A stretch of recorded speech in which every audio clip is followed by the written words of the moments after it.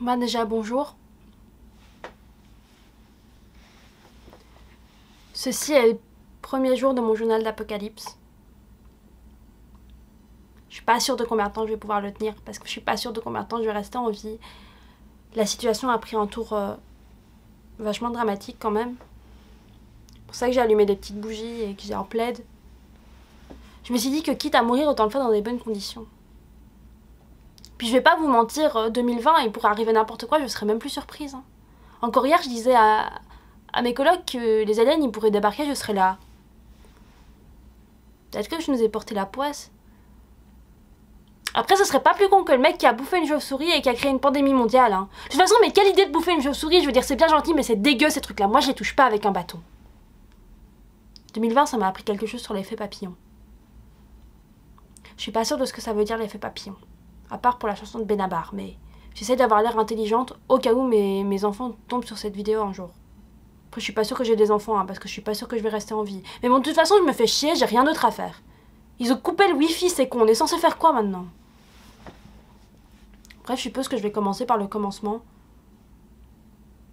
J'étais dans le canapé du salon et je regardais des TikTok. Et je me suis dit que si j'arrivais à devenir célèbre grâce à TikTok, peut-être que je pourrais devenir riche et je changerais le monde. Sauf que personne n'a jamais changé le monde grâce à TikTok.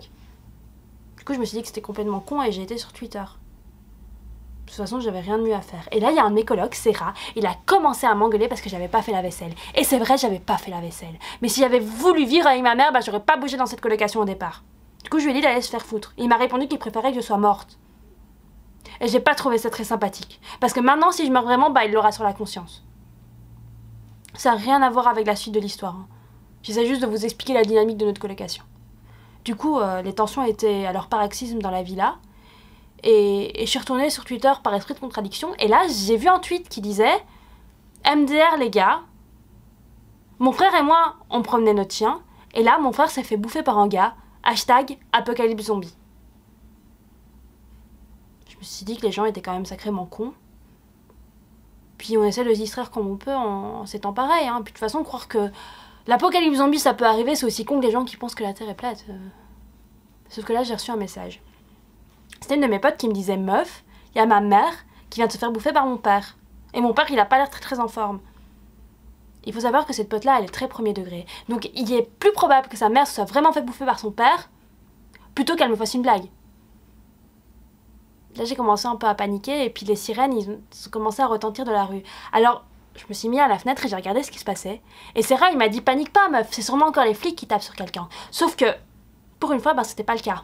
C'était notre voisine du bas. Elle se faisait bouffer. En bas de l'immeuble. On n'aime pas beaucoup notre voisine du bas parce qu'elle nous dit toujours qu'on fait trop de bruit. Après, je suis bien consciente que les parties de cache-cache à minuit, ça doit cesser un jour ou l'autre. Hein. Mais bon, bref, c'était pas une grande perte. Sauf que ça voulait dire que les zombies, ben, ils s'arrivaient vraiment. Puis là, un peu derrière elle, j'ai vu un gosse qui se faisait tacler par un zombie. Ça m'a fait un peu rire parce que je me suis dit que si Vine était encore en vie, bah, ça aurait fait une vidéo marrante. Puis j'aime pas beaucoup les gosses.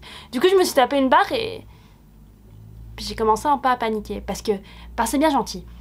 Mais j'ai beau avoir vu tous les épisodes de The Walking Dead et avoir fait les scouts, j'ai aucune chance contre les zombies. Parce que c'est bien gentil, mais dans notre colocation, on sait même pas maintenir une plante en vie. Comment on est censé se défendre contre des gens qui veulent nous bouffer? Puis on n'est pas en Amérique ici, hein. On n'a pas des armes à tous les coins de rue. Tout ce qu'on a qu'on arme, c'est une pince à épiler. Puis de toute façon, dans cette colocation, on est anti-violence. Moi, je préfère la négociation. Du coup, non à tuer les zombies.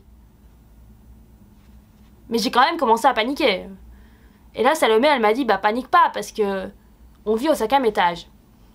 Du coup, a priori, les zombies savent pas utiliser un ascenseur, on est en sécurité. Et j'ai fait, ouais, t'as raison, mais comment on va faire qu'on aura plus de pâtes et plus de PQ? Parce que c'est bien vrai tout ça, hein, mais on est quand même encore en pandémie. Elle m'a dit, bah on a qu'à sortir au couvre-feu.